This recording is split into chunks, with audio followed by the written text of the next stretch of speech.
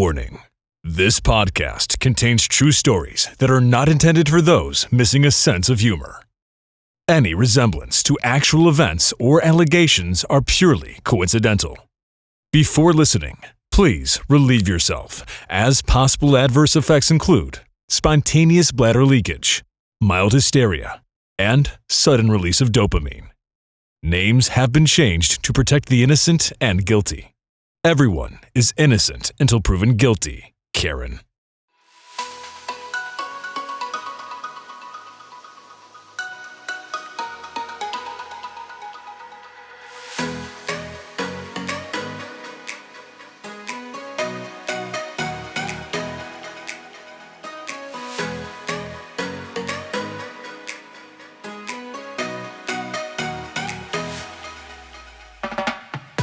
Welcome to Coding Consultant Confessions with Tony Elhos, Stacy Buck, and Victoria Mole. Unfiltered, unedited, unapologetic. In this podcast, Tony, Stacy, and Victoria come together to share unique perspectives, engaging dialogue, entertaining commentary, and funny stories for those working in the healthcare industry. And now, here are your hosts, Tony, Stacy, and Victoria.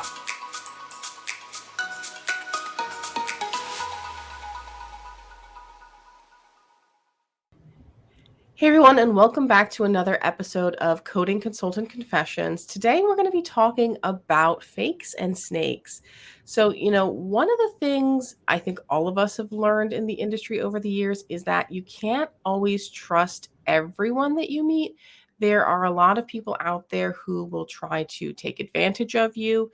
They will try to use you for their personal gain. They might even copy some things that you're doing and try to take credit from them. So it's important to be able to spot some of those things, spot those people, and deal with them accordingly. So let's first talk about how do you identify someone who is being fake or disingenuous in the industry. One of the things that I personally see a lot of is people who feel like they kind of want to be around you, but they don't want to cheer you on, and they don't have a lot to say otherwise. I've seen a lot of people that, I'm familiar with in the industry. I would say I'm connected with in the industry, but when I have an accomplishment or when I have, something that I did that's really awesome, or I'm putting out a new product, or I got a really cool deal, they aren't there to cheer me on, but they seem to have things to say about me otherwise around that. So they're talking about Victoria, but maybe not in the correct sense.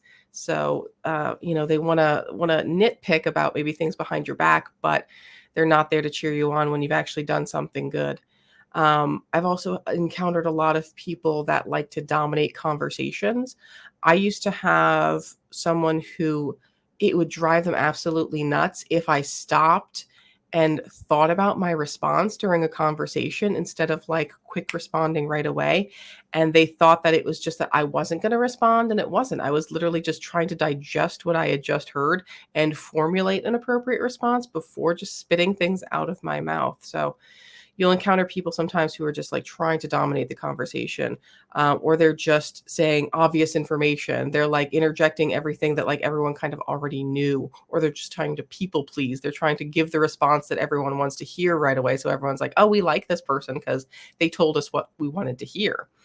And I can even talk to, copying. I have in what I do, it's tough because sometimes it seems like someone might be copying and they might not be. And I think we see that a lot in our healthcare industry.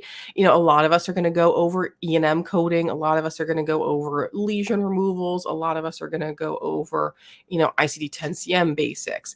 Right now we're about to switch E&M codes all up again on January 1st of 2023. So a lot of us are probably going to be doing webinars and updates on those code changes, but that doesn't necessarily mean that all of us are quite a quote unquote copying each other. But there are instances where that happens. You might see someone that pulls slides from another person without permission, or they just take someone's article and reword it and put it into their own blog post.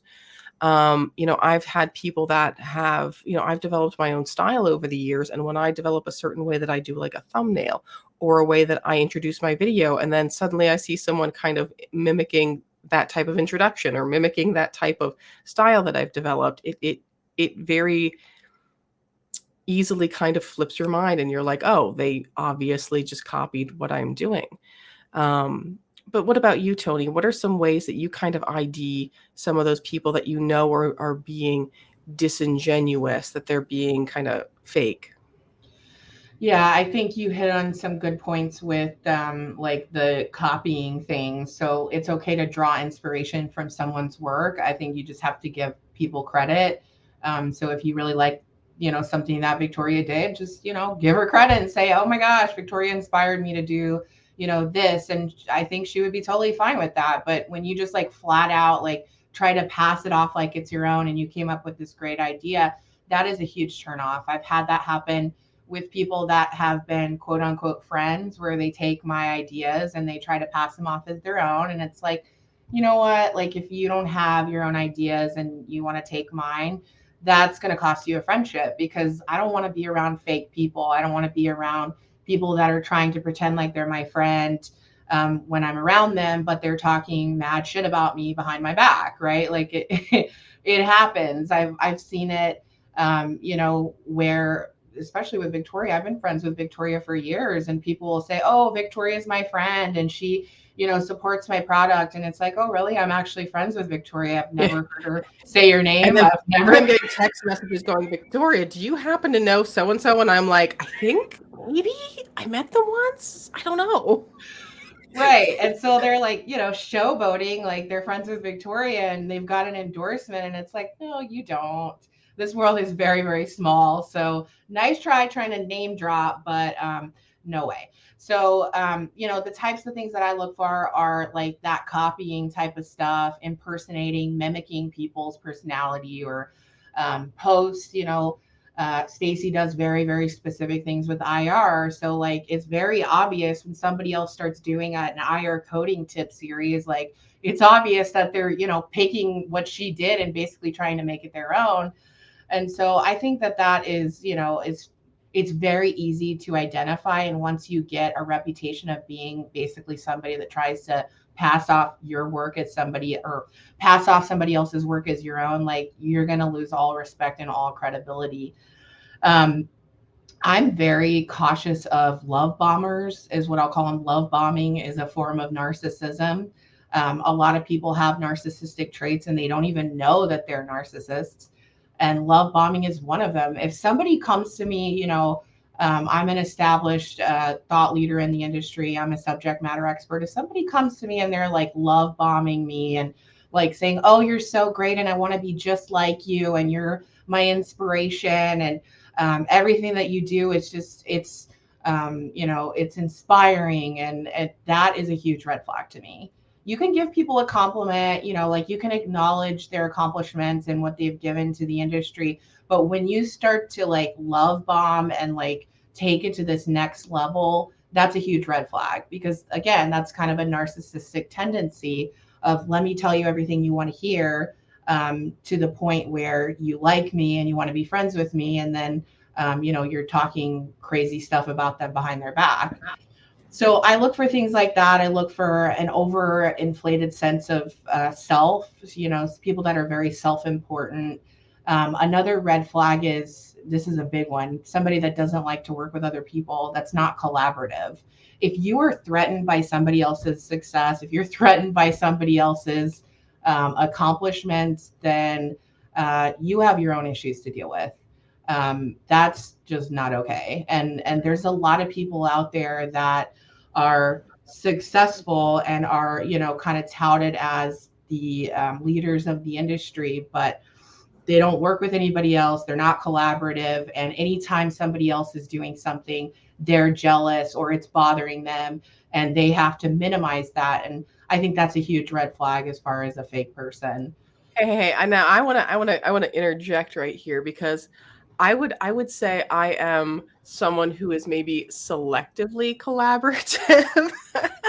I don't mind collaborating with other people, But I think sometimes because, gosh, this is going to kind of so contrived and conceited, but some of the things I do, they're niche, and to try and bring people in who don't understand some of the concepts, like the camera work or things that I don't do, like it makes it more difficult, because I think people try to bring me into projects that are not suited even for what I do. So I'm like, I'm not turning down like collaborating with you, but this isn't what I do right now. Like my scope has gotten so odd that it's like this weird combination of like medical coding and marketing in social media, that when people come in and they're like, yeah, we want you to do this high complex seminar or speak to us about cardiology coding, I'm like, that's not something I can do.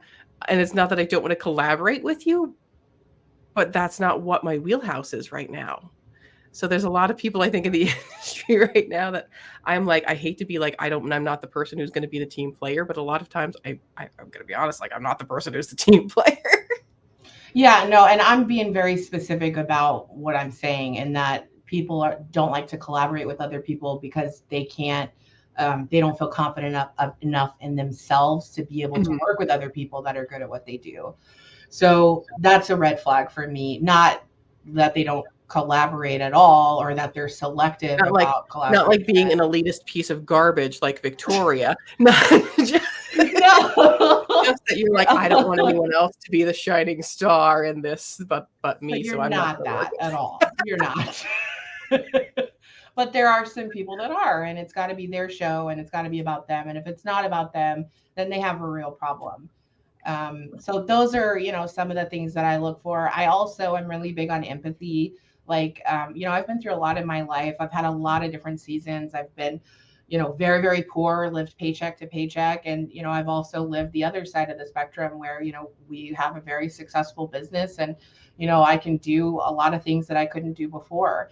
But I care about other people, and I care about how other people treat other people. So when I see somebody being mean to, like, somebody that's in a position that's lower than them, or, they're a lower on the totem pole, and, somebody's being very elitist and pompous, like that's a huge red flag for me.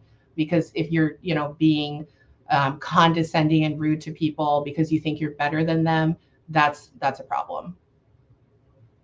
Yeah, and that's really a good point, Tony, about the kind of like not acknowledging people. I used to have a higher up in the revenue cycle who was very well known for not acknowledging people in the hallways, not smiling, not saying hello. And they built a very negative reputation for themselves just on that alone, that they would not say hello to you in the hallway. They would not say good morning. They would not address you by your name. They wouldn't even like look at you and smile, because they were just carrying their coffee off to their next meeting. And even though you were like 3 feet away from them, they wouldn't say hello. And I think that's an easy way to develop a negative kind of aura around yourself. What about you, Stacey? Are you particularly good at spotting people? Like, can you sniff them out and be like, hey, I can tell that you're being disingenuous. You're not someone who I should be collaborating with, because I don't think you're being real here. Sometimes. I mean, I think the longer you're in this industry, you get better at spotting those people. But there are still some people out there that are very good, I feel, at camouflaging themselves and presenting themselves a certain way. And then down the road, you find out that they're a different way. So to kind of, keep going, some points that you all, were making is, you talk about like collaboration and people who don't want to collaborate. Well, I also look at people who want to collaborate with everybody, that being a potential like red flag, because you have a lot of people that seek out collaboration and because they want to ride the coattails of other people's success. So if they see that you've been successful in the area, they want to hitch their wagon to you and then hopefully gain success because of that collaboration, especially if you're well known and well respected in the industry. And that's why you have to be selective about who you collaborate with. That's kind of what you were talking about, Victoria. There are only certain people you want to collaborate with, somebody who's going to add value to you in what you're offering. If they're not going to add value to you and you're only adding value to them, then that's really not much of a collaboration. I like to, refer to those people as like parasites, or like leeches. They just come and attach themselves to you and just like suck, the lifeblood out of you, and are capitalizing off of your success. And so that's where Tony mentioned like the love bombing and those people who come up and it's just like over the top with the compliments. I mean, we all appreciate, the compliments. I get a lot of feedback from people who have known me over the years, and I know you do as well. And we appreciate that. But certain people like take it to another level, and they're constantly messaging you all of these, like, oh, you're so great. You're like, it's this constant thing. It isn't like a one time or an occasional thing. It's a regular thing. Or when you have a conversation, they're just like over the top with the compliments. And it's like, okay, this cannot be for real, if you're going to keep carrying like on and on and on.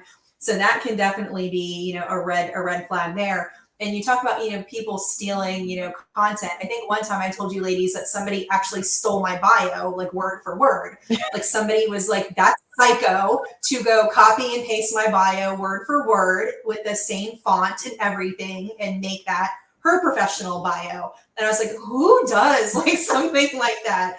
And this person had a reputation for taking other people's work and claiming it as her own. So we work in a very small profession. It's a very small world, and you never know, who I know, who Tony knows, who Victoria knows. So if you want to come up to any one of the three of us and start bad mouthing somebody, you better think twice about spilling the dirt on somebody, because you don't know who the rest of us know. And because it is such a small, world, I know a lot of things about a lot of people. I've heard a lot of things about a lot of people. Some of the things I'm like, absolutely not. I do not believe that about that person. If it comes from one source, I kind of just, tuck it away and don't think much about it. But once you start hearing similar stories from multiple sources, then you have to tell yourself there's probably some truth here if different people who don't know each other are having the same experience with this person. And so that way you can know who to avoid in those types of situations. And I've had that occur, or it can just give you like a heads up. I kind of look at it this way, like even in business, I try to be careful if I have a bad experience with somebody in my business who's providing a service for me. Maybe it didn't work out with me for whatever reason. The customer service wasn't great and we parted ways, but they could have a bunch of other clients that are absolutely thrilled with them and would give them like rave reviews. So I'm not that person to like go out the gate and start bashing them and go public with the horrible experience. I actually will sit on that, and then I kind of see how things play out. If somebody comes to me in confidence and wants an honest opinion, I'll do it, but I don't put it out there because I want the same respect back. Most people I work with are very happy with my services. I mean, my business is based on recommendation, like referrals, and going to other people. But every once in a while, you ladies know you can just get a client that it just quite doesn't click with. And I don't want that person going out and ruining my reputation just because they didn't like me when the 99 other people did have a positive experience with me. So I try to, give that same type of respect that I would want from other people. Now, that's not true. You all talk about people talking behind your back. That happens. Guess what, people? Stuff makes its way back. I know people who talked bad about me that thought it wouldn't get back to me. It did. And I'm sure you ladies have had the same issue. Yep. Going back to, it's a small world that we work in, and you always need to be mindful of who you're talking about and what you're saying about other people and how you present yourself to other people. Yeah, I want to tag on about the love bombing thing. I've been so quiet on LinkedIn for the past several months. And it's just I've been focused on other things, so I haven't been as prominent on, other channels as I have been focused on my YouTube. So I was actually watching some videos lately on, what kind of content do you post on LinkedIn these days? Like, what are people up to? What are, from a business perspective, what are some of the topics that you should cover? And interestingly, one of the common things that came up during these videos is, oh, well, if you want to promote more on LinkedIn and you want your stuff, your posts to be promoted more, you should tag lots of people in them. So one of the comments was like, oh, well, if you post a prominent article of something that's going on in your industry and provide your thoughts on it, and then comment some other thought leaders, and tag them, and then all of their people will kind of get pulled into it and they can make some comments and stuff like that. And, I was kind of thinking back to some of my own LinkedIn tags. I love when I get tagged on LinkedIn because a lot of times it's people like, oh, Victoria's video is so great, or I just did this webinar, Victoria was there, or they share something and they go, I passed my exam because Victoria, or, so it's nice to get those cool tags. But then I also get a lot of tags from people that are just like, I'm mixed in with like 12 other people that are getting tagged. And it's just like, here's some people that inspired me today. And it's Tony and Stacy and Victoria and Terry. And I'm like, I wonder if that's kind of why that now that I'm hearing this about LinkedIn, that it's not so much about the appreciation of Victoria and the appreciation of Stacy and Tony, that they're just kind of putting those tags in there because they know it will further promote what they're posting and bring more engagement to themselves. Not that that's necessarily what's happening 100% of the time, but now kind of knowing that that's an engagement tactic, now when I get tagged on things, I'm going to kind of be a little bit more like, I wonder what the thought process was behind this tag, what the intent was perhaps behind it. Yeah. The other thing with the tagging is that, again, anybody can tag you. I mean, a complete stranger can tag you like in a post on LinkedIn. There's no restriction whatsoever.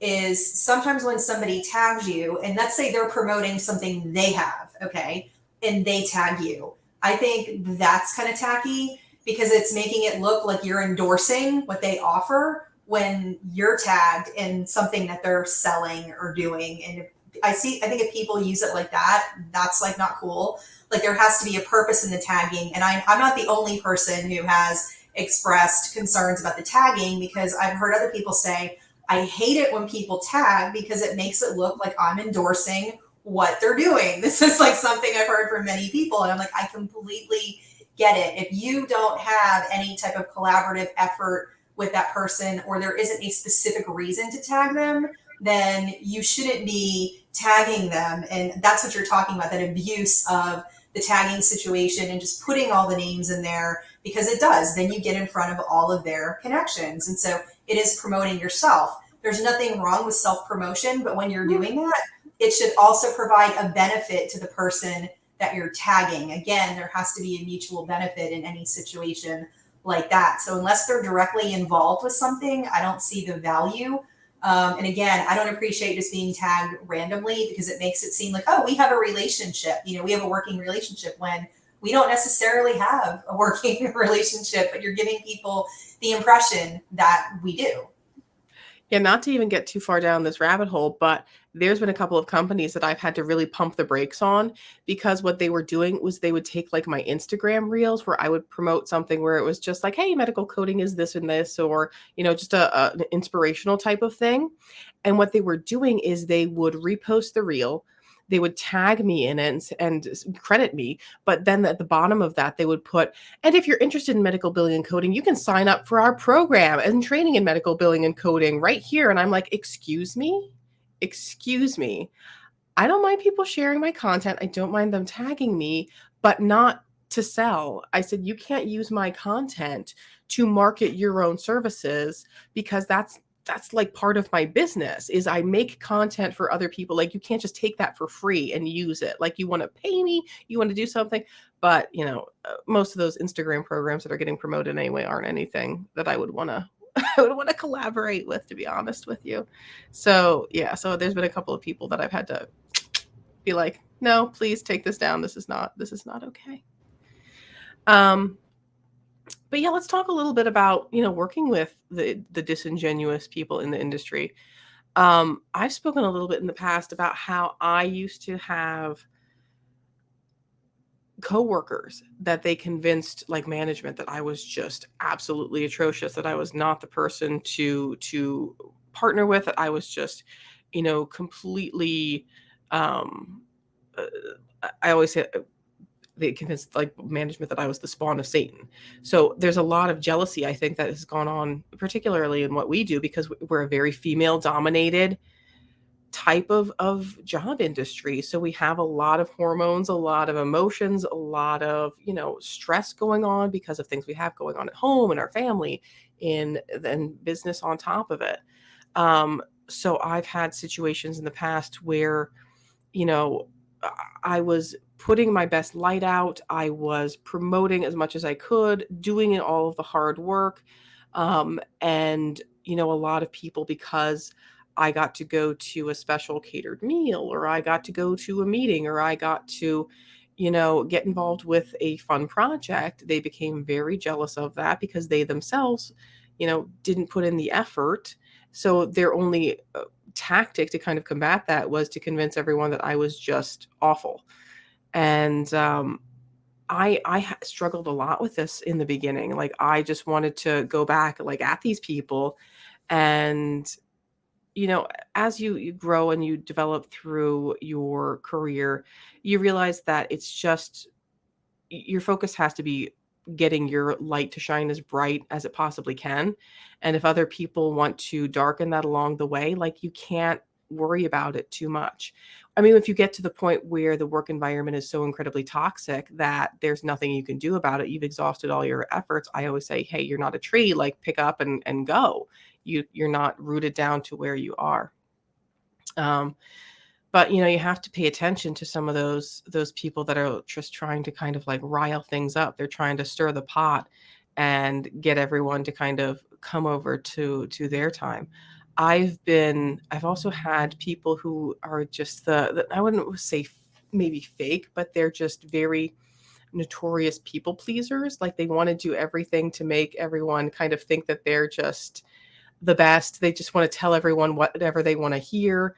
I remember I had one organization I was working with, and I was really blooming at the time. I was just starting to write articles and just starting to do presentations. I was so proud of myself for what I'd accomplished.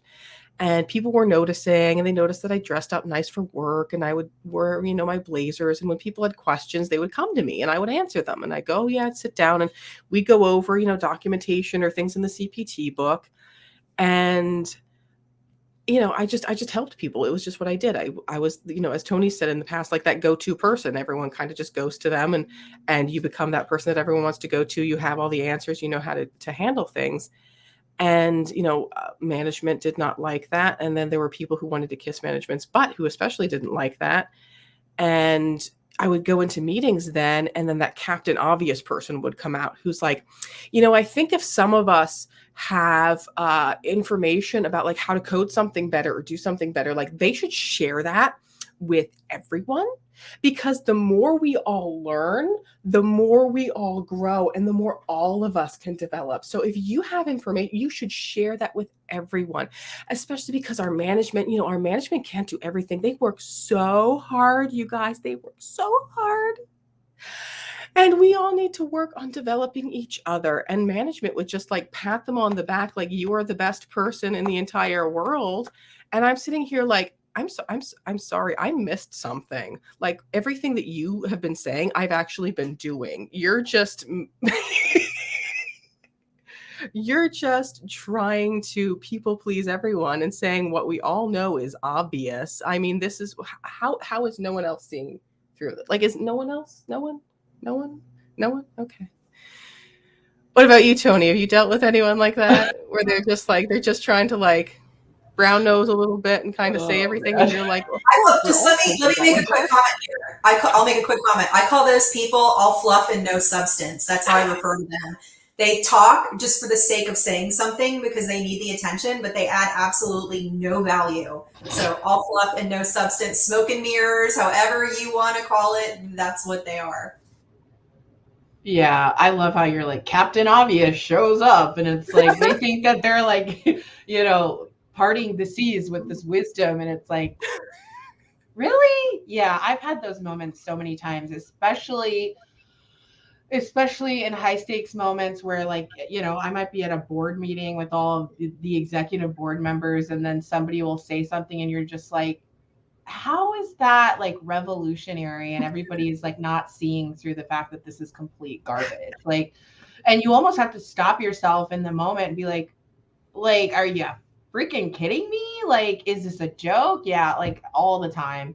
So, early on in my career in corporate specifically, before I got into management, I would have people take credit for my work all the time. I mean, I'd write a 5-page synopsis of, this complex audit that I did, and my manager would take her name and put it on top of it and go to the boss and say, "Oh, look at all this money I found you." And yeah, that was troublesome. I think those people, it always comes back around to them. Like that manager is now like, unemployed and sending me messages asking if she can work for me. So it's just funny how that cycle kind of goes around, because at the time this person had a very big impact on my life. They controlled my livelihood, they controlled how much money I made, they controlled my mental state because I had to work all the time.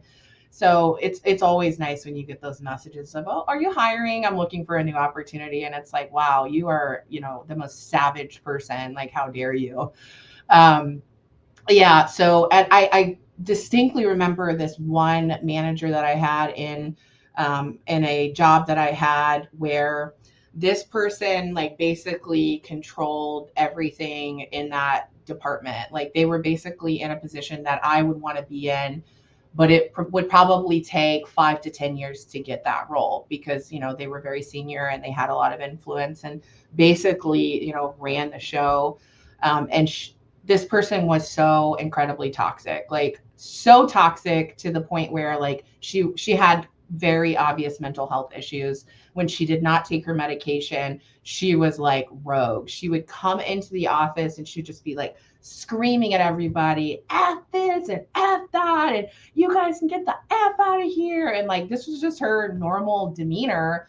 And this was tolerated. Like this was totally okay. The man, the owner of the company, like it was tolerated. It just was what it was, because she had this big position and this big role, and she really carried her weight, and so that kind of behavior was tolerated.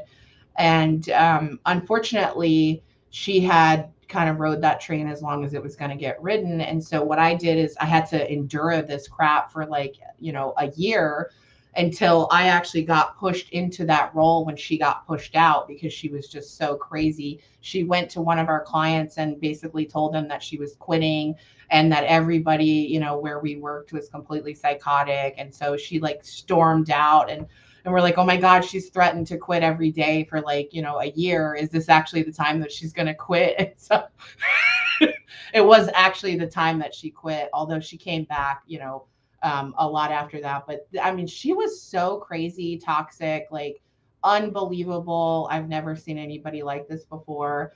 Um, but it was the best thing that could have happened, because when I finally did get that role, it like totally opened up all of these new opportunities, and my life completely changed. Had I not roughed it out for that year, I may not have gotten that opportunity for 5 years, 10 years. It could have taken to actually get that. So there was a light at the end of the tunnel. It doesn't always have to end bad, but if you're somebody that's dealing with a very toxic manager or a toxic work environment, like run for the hills, or if you've got a plan in place, like really focus on that, because it can get crazy.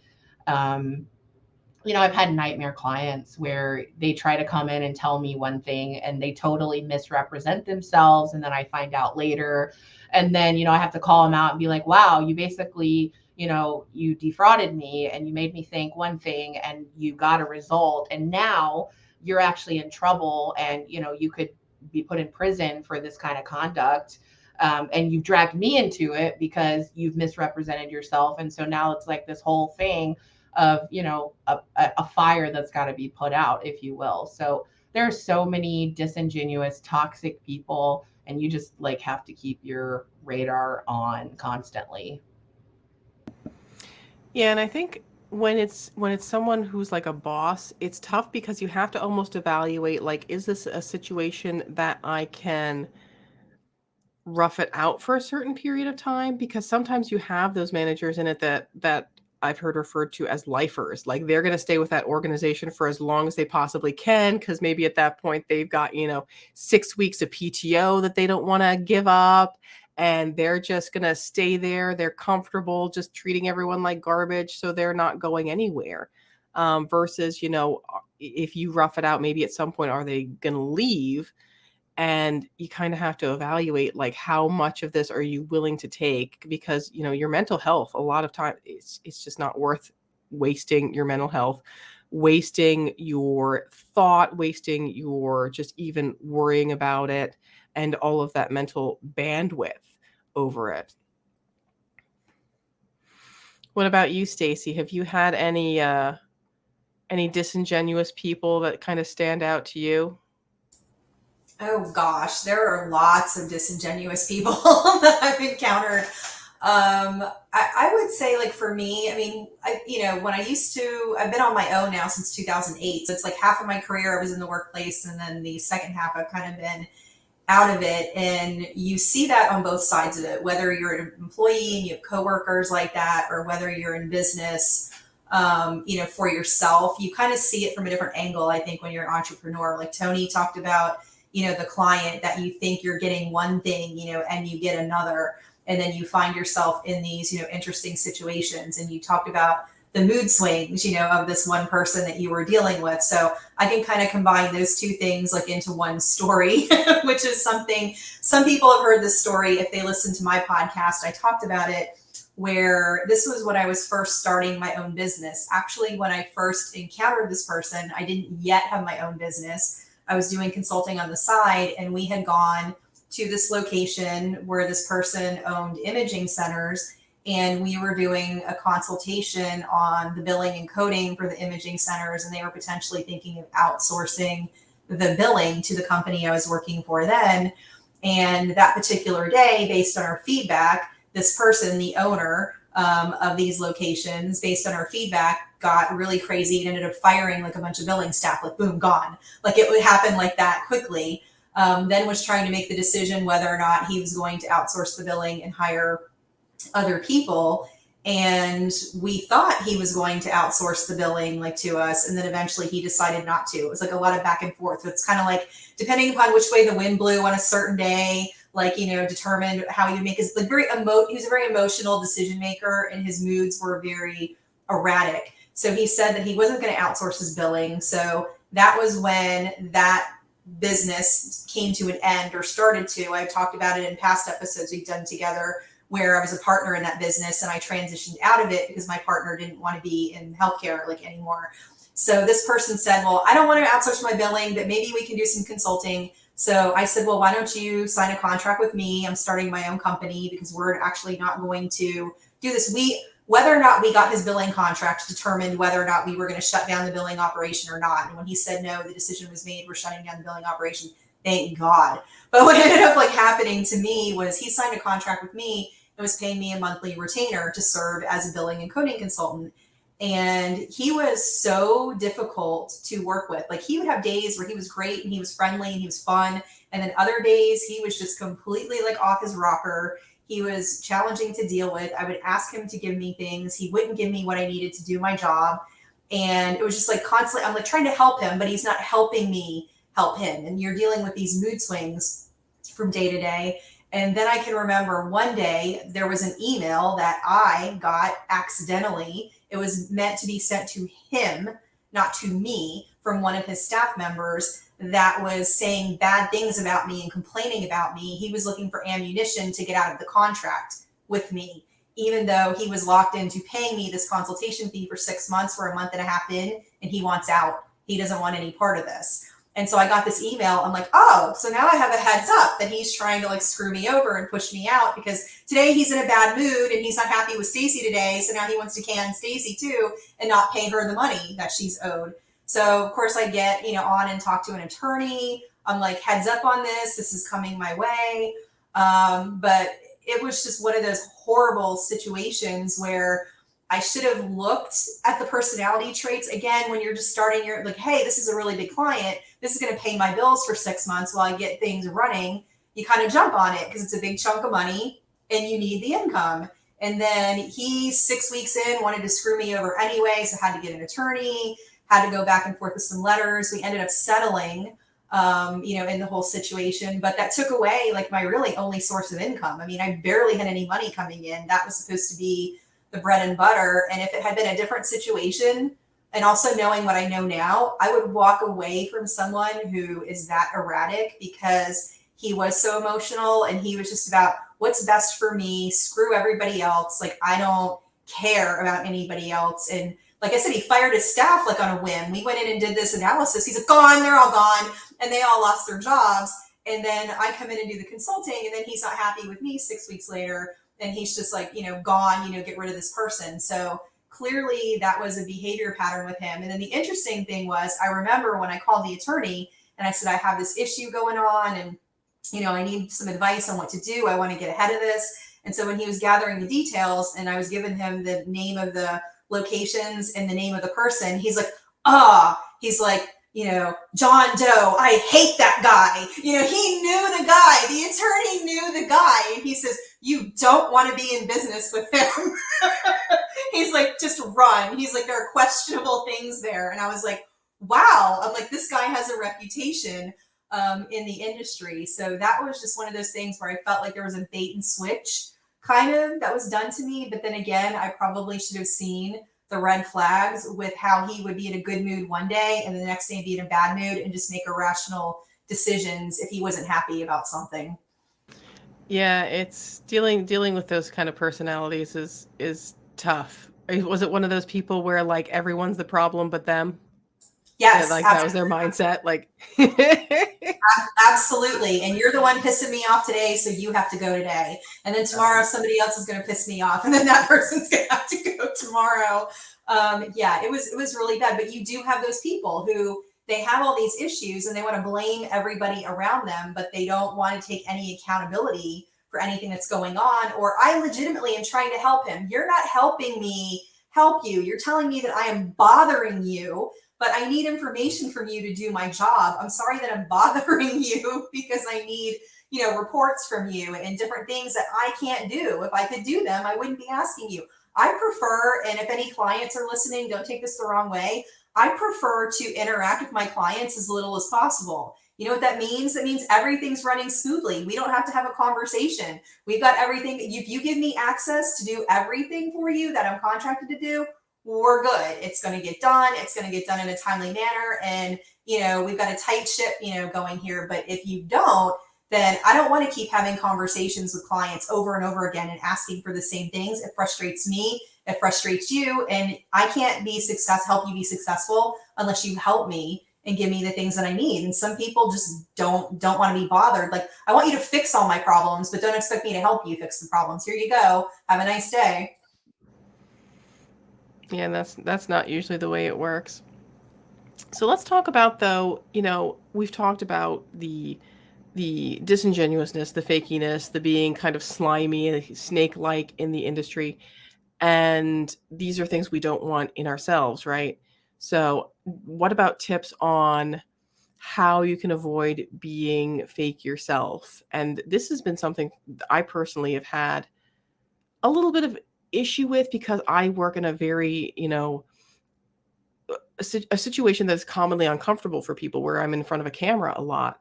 And it's really easy to appear fake in a camera because you want to put on almost like a personality, or you want to, dart your eyes around, which people can interpret sometimes as being disingenuous if you're like looking all over the place, because you have to maintain that eye contact. And with a camera, it's different because you're not like looking at a person; you're literally looking at a lens.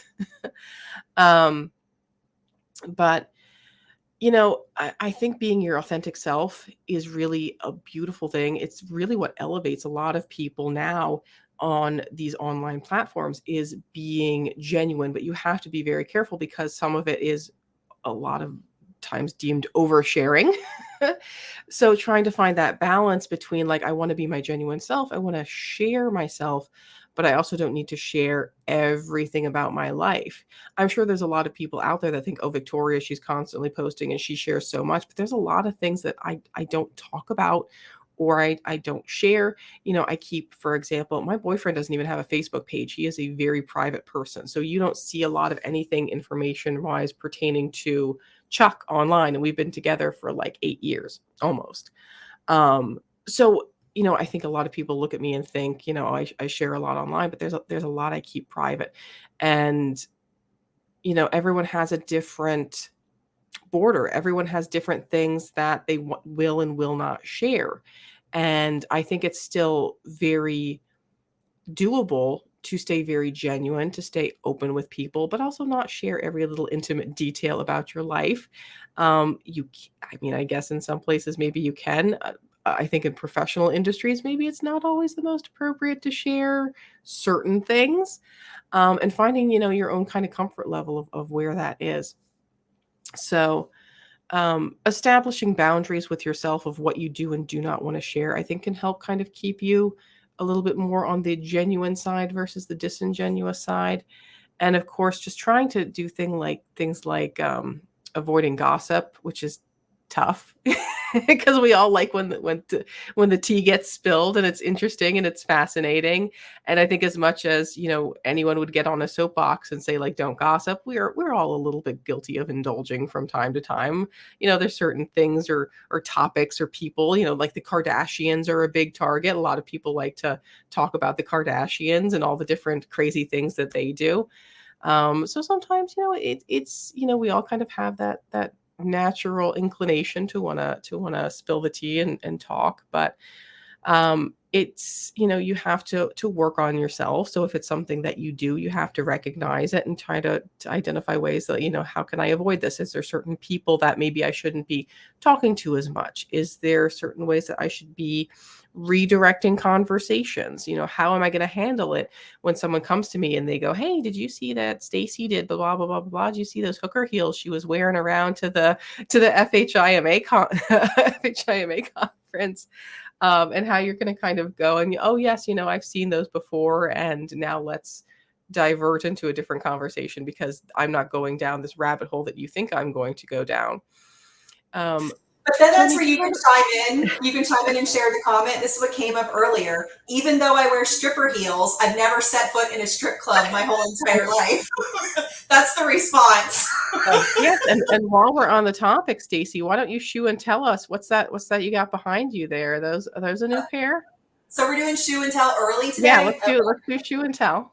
So shoe and tell. So this is actually a new pair. I bought these recently. So you've seen, the pair of hooker heels that Tony saw me in actually was the same shoe in like the pinkish purple version. So I bought these before the FHIMA conference because, believe it or not, and these are Jessica Simpson shoes. She makes some amazing shoes. So before the conference, I'm pulling out all my new outfits that I bought, and I'm trying to find shoes to go with this particular outfit with this bright blue like tank that I have, like really pretty tank. And do you know, out of almost 150 pairs of shoes in my closet, I could not find one pair of shoes that I liked with this outfit. And I said, you know what? I saw the perfect color shoes in DSW, and I'm going to get them. So I bought them just for the one outfit. And this was actually one of the show favorites that a lot of people complimented me on. So it was a good purchase. So kudos to Jessica Simpson for making some good shoes. Now, I'll say her shoes are very uncomfortable, even though they look super cute. I wore several pairs of Jessica Simpsons at the conference, and my feet were killing me. But they're absolutely gorgeous. So yeah, that's our shoe and tell for today. I'm so insanely jealous of Stacy's shoes all the time because she has just the cutest things, and I have the worst feet in the entire world. I wear a size like 10 or 11. My feet have very high arches. They are wide. I have circulation problems, so my feet are swollen all the time. I wear like sneakers and flip-flops. I can't even wear Crocs because my feet are so highly arched that the Croc, like my arch won't fit into them. So for me to get shoes like Stacy's, I would have to have them hand cobbled, and I would have to have them made, and it would cost me probably $500 for one pair of shoes that looks like something that Stacy can pick up at DSW for $20. That's fun. So when Stacy was here last week, I was like, Stacy, are you going to be wearing those heels because we were meeting up for lunch, and I'm like, are you going to be wearing those heels? Because I'm going to be really casual. She's like, yeah, I'm going to wear my tennis shoes. And so I see her tennis shoes, and it's like, they're like blinged out, like the most blinged tennis shoes you could ever imagine. And I'm just like, this is your casual. Okay. That's my casual. It was a comfortable sneaker, and there are bling sneakers that are comfortable. I have other bling sneakers. not comfortable. But these, I actually got online and tracked down another pair, and I'm ordering a second pair to stick in the closet for when these wear out because they were so freaking comfortable. So I've already got a spare pair on the way. Maybe that's what my trick needs to be. I should get just take a new pair of sneakers and get a bedazzler, and then I can have plain down shoes like Stacy. There you go. You can bedazzle your special orthopedic shoes or whatever it is that you have to wear. Your shoe orthotics. As the old lady, if I ever need to like move away from the heels, I will find some way to like bedazzle my shoes and like have those like going on. So, okay, we're like completely like off topic. So let's try to like pull it back to the topic that we're talking about. So you're talking about ways, you know, for us to not be fake or be authentic. Like for me, people who know me, they will tell you that I couldn't be fake if I tried. I am so horrible. I am that person who cannot stand it when people are fake, and I cannot be fake to someone. Now, if I don't like you and we have to be in a professional setting together, I will be polite to you. I will be cordial to you. I will treat you well. But once we are done with our professional interaction, don't come near me, because I am not going to pretend that we are friends or that I like you. That's just simply not something that I have the ability to do. And all those people who've known me for years, they're like, absolutely, you have no poker face. You can see it all over you. You can just tell by your demeanor with people. And I'm just not, you know, that way. And I actually appreciate people who are direct. I have more respect for people who will say directly to my face, I can't stand you. I do not like you at all. You know, get that bleep out of here, Stacy. I don't want you around me. I'm okay with that. I'm not okay with the person who's acting nice to my face, who doesn't really like me, and they're trying to make me think that they're my friend. That gets under my skin. But you can tell me to go to hell. I don't care. And I'm going to actually respect you for the fact that you told me to go to hell. And sometimes I'm a little too direct. Like, it's funny. Like, I try to sometimes put things delicately and nicely, and I do the best I can. And then people will tell me, well, gee, Stacy, that was a little harsh. And I'm like, well, I softened it before I said it. I'm like, you don't want to know how it sounded in my head. But I just have that way of, I can't make people believe something that isn't there. Or I'll give you like a personal example just really quickly. You know, the last date that I went on, and I'm having this conversation with this, you know, gentleman, and he's very into me and I'm not into him. And he's hinting that he wants to go out again. And I just flat out said to him, I'm like, look, I'm not feeling any chemistry here. I'm like, not into this. There's like nothing like romantic going on. So this is just not going to happen.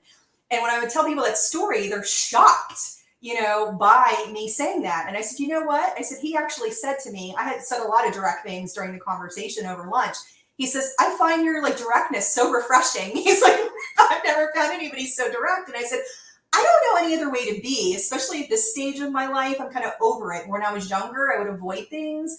Now that I'm older, you know, I'll be 48 next month. I'm like, I don't have time for this. I don't want to waste anybody's time or my time. And that goes with personal relationships and professional relationships. Let's just put it all out on the table and, you know where everybody's at. And then we're either going to move forward together professionally or personally, or we're not. And we can just go our separate ways if there's, you know, not anything there. So that may sound a little harsh, but I don't know. I find it's better than the avoidance, you know, path that a lot of people take. Yeah, I think so too, Stacy. I mean, I'm very direct as well. People don't have to guess where they stand with me. You know, I think you actually posted something about this recently, but you don't have to be a sunshine Susie. You don't have to be a sunshine Susie. Like, there's going to be some people that you don't like, and that's perfectly okay. And there's definitely going to be people that don't like you. There's lots of people that don't like me. There's usually, it's a love or hate type of thing. There's not an in between. So you don't have to be a sunshine Susie. And I think that's just like a sure tell sign that you're fake. Because nobody likes everybody and nobody is liked by everybody. Don't beat around the bush. Be direct with people. If I'm having a conflict with someone, you know, whether it be professionally, whether it's a client or, you know, a colleague, or I'll ask them, you know, directly. I'll address things head on. So I'll have a private conversation with them and say, hey, is there a problem? Is there an issue? And if there is, let's find out what it is. And if we can come to a resolution, great. If not, we'll go our separate ways. No big deal. But addressing those things head on, like Stacy said, is really important, because I respect people that do that. If you've got a problem, great, have a problem, but don't play like, don't be fake and act like you are all sunshines and roses when you actually don't feel that way at all.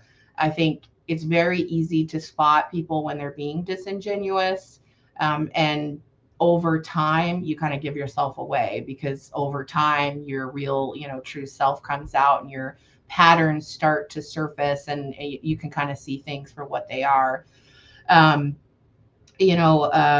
Victoria said everybody's got a different boundary. And I think that's a really great tip, because everybody does have, very different boundaries. I myself, I don't talk about my personal life. I don't talk about my kids. I don't post my kids on social media. That's a hard boundary that I'm not willing to change. I do talk about business, and, I share a lot about my business, but there's also boundaries there. So you got to know your boundaries and what you're comfortable with, and don't try to put yourself into a box and do things that other people are doing because it's worked for them. Just because it's worked for them doesn't mean that it's authentic and genuine to you. I said this earlier, but don't pass other people's work off as your own. Like, it's okay to draw inspiration. It's okay to be inspired. It's okay to, cover a topic that somebody else covered, but you need to give credit where credit is due. And I think Tony's a person of mystery. Like, being friends with Tony, she's very good at asking questions, but she doesn't like answering questions. So she knows I'm going to tease her about that. Yeah, but I liked how we kind of talked about how there's people in the industry that you can be very professional with and not like them. And that's not being fake or phony. There's just, you don't always mesh with people. Like, there's a lot of people in our industry. I respect them so much professionally. I, would never knock them down. I would never publicly say anything about them. But personality wise, I don't really like them. I would meet at them at a conference. I would have very professional conversation with them. But if they wanted to like hang out with me afterwards, no, probably not. And that's okay. Like, you don't have to force yourself to like everyone. You certainly don't want to force everyone to like you, and it's okay to have people that you don't like or you don't want to spend time with, but you can maintain still that professionalism about that and respect the fact that they are another professional in your industry. You're going to have to interact with them professionally, but that doesn't mean you have to be best friends with them. So let's kind of end with some of our top tips with handling some of these people. Now, we've talked about a variety of different settings that we have to deal with these people in the client setting, in the coworker setting, in just people, in the industry, your bosses. My top tip is, if at all possible, avoidance. We still have to sometimes interact with these people professionally and do it correctly. But if it's even like a toxic family member, if it's someone who's going to put you down, just stay the heck away from them. Another cool thing I learned from one of the gentlemen in my masterminds, Peter, who does like C-suite level coaching. He's amazing. He's helped me a lot with mindset issues. I've had a lot of mindset issues in the past because when I would see people that were doing work very similar to mine, I would get very upset. When I would see people who were doing things disingenuous, like, it would eat away at me. And I got to that point where I'm just like, I can't watch a lot of other content creators because it just mentally was draining to me. Like, someone actually sent me an email a couple of days ago, and they're like, hey, this person, I think, was making commentary directed towards you. And I'm like, I didn't even know that they were still making content, because I haven't even gone down to check and see what they're doing anymore, because I would do it and it would just put me in this bad negative mood, and it wasn't worth my time anymore. But he would always say to me, if someone says something to you and you think they're being just kind of smart or passive aggressive or just being jerky, he would say, like, tell them, help me understand, like, this is what you said, and I'm interpreting it this way. Is this what you actually meant? So kind of call people out professionally on what they're saying. Because I've dealt with some people that were very, very passive aggressive and would say things that if you took them literally, they seemed nice, but you knew that that wasn't really what they were asking. So to just kind of say to them, help me understand, this is what you said, but I have a feeling maybe you meant this. Can you help me explain to me what exactly is going on here? Because I'm just not understanding, and kind of almost playing it a little bit dumb. So that's something that's helped me out. And I think that can be a helpful tactic maybe before, if it's a work situation, you would head to like HR or head to leadership, because some of those situations maybe do require some of that escalation. And just be cautious about what you bring up to others or who you bring certain things up to, because sometimes it can just be adding fuel to certain fires that you don't want to get involved into something that's going to continue to snowball. Or like Stacy said, we're in a small industry. Things get back to people pretty quickly, especially now that there's so much virtual activity going on. You never know who got connected with someone at another chapter, and they're connected with, that instructor that works with that chapter, and they said something back to you. So, and lastly, I would have to say, trust your gut, shut people down, say no, unfollow them. I've had people that I've had to unfollow for funny reasons, and it's not worth that mental load, that mental health sometimes, to keep peeking in on people just for that morbid curiosity that you have about it. Tony, what about you? What are some of your tips for avoiding disingenuous and fake people? Those were all great tips. I think the calling people out is definitely one. Call people out on what they do. And I like what you said about help me understand, because that can be a very diplomatic approach. I'm the type of person, I really live by the mantra of fool me once, shame on you, fool me twice, shame on me. Like, if you show me what you're about and what you're doing one time, I'm going to listen, because when people show you who they are, if you don't listen, then you're just asking to get burned. So pay attention. People reveal so much about themselves when they talk. So, keep your mouth shut. And, when people keep their mouths shut, you can kind of see, that they're more filtered and they approach things differently. But a lot of people don't know how to keep their mouth shut. And so they just it's like verbal diarrhea just keeps coming out. And so then they talk and talk and talk, and they're talking crap about other people. And then, like you said, this is a small world. So all of a sudden you said something about somebody and it's already back to them. And, the cycle starts again. So, watch what you say, obviously, about other people.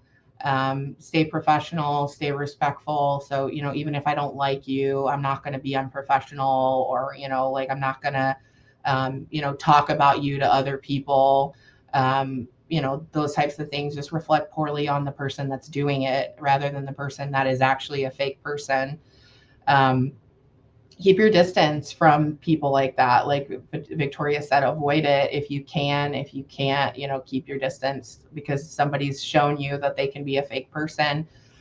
So believe it. And, I said this earlier about calling people out, but I've had, people reach out to me and say like, oh, you're the best expert witness. I want to be an expert witness.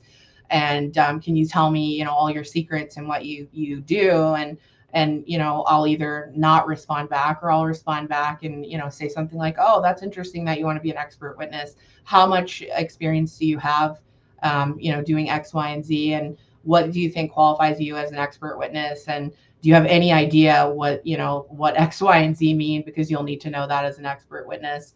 And that usually shuts that down pretty quickly.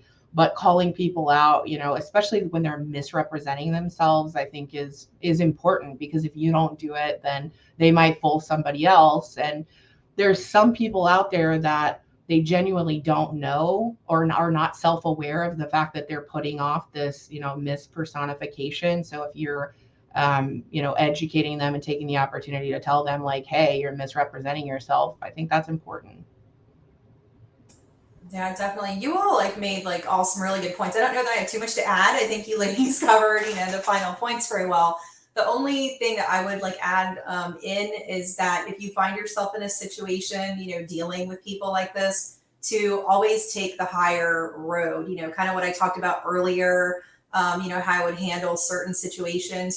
What always gets me, really gets under my skin, is when somebody does me wrong. Okay, they legitimately do me wrong. I've done nothing to them, and then the relationship ends, whether it's friendship or business, doesn't matter. Then they go around and badmouth me to everyone when they were the ones who did me wrong. And then it gets back to me. And I'm like, are you freaking kidding me that they're like pointing the finger at me? And so in those cases, sometimes you just have to take the higher road and like let it go. I mean, sometimes that, angry side of us wants to go back and like slam them and like ruin their reputation. And then, well, let me tell you what really happened. And sometimes that can be hard to like hold back, depending upon the situation, especially if it's a professional thing. Just briefly, I had one person, I've been screwed over in business a lot by people many times. And I take the higher road and I still pay them money, even when they screwed me over and ripped me off. I still kind of try to fulfill my obligations, and then I wash my hands of them. But I had one person many, many years ago in another job was doing contract work for me. And she took the contract work and she gave it to one of her employees to do the contract work and return the coding to me like she had done it. And then I found all these errors in the work, and then I had to redo all of it myself, which defeated the purpose of hiring a contractor to assist with the workload. And then I told her, I said, because of this, and I know what you did, I'm only going to pay you half of what was in the contract because I had to redo the whole entire job. Now, I could have said, screw you, I'm not paying you 1 cent.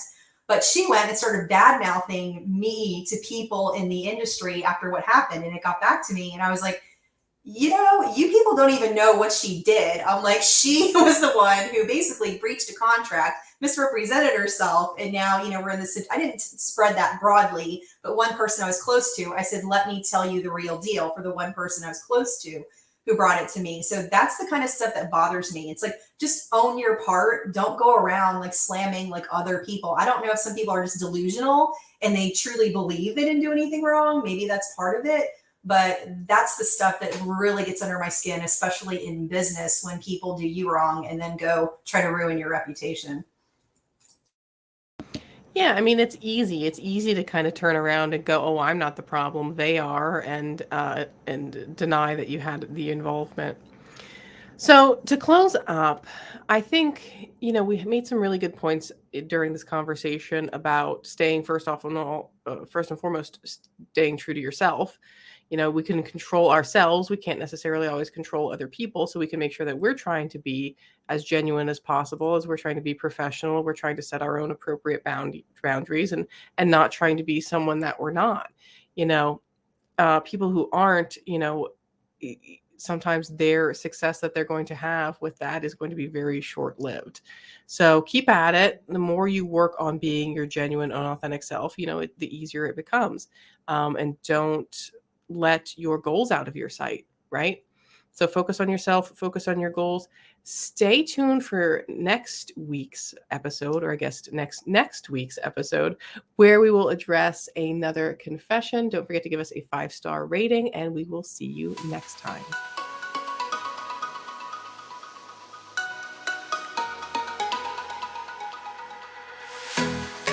Thank you for tuning in to Coding Consultant Confessions with Tony Elholms, Stacy Buck, and Victoria Mole. Unfiltered, unedited, unapologetic. Connect with the Coding Consultant Confessions podcast on YouTube, LinkedIn, and Facebook. Simply search for Coding Consultant Confessions on any of these platforms to connect and engage with Tony, Stacy, and Victoria.